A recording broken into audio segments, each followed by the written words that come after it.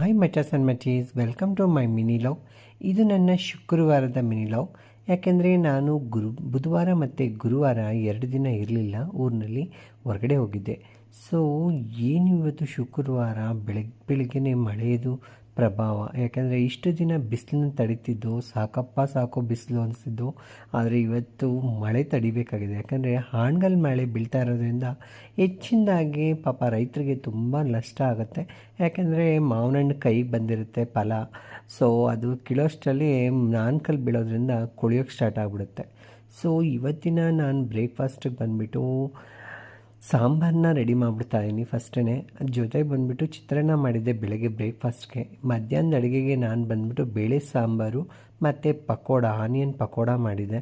ತುಂಬ ಟೇಸ್ಟಿಯಾಗಿತ್ತು. ಇವತ್ತಿನ ರೆಸಿಪಿ ಈ ಥರ ಇತ್ತು.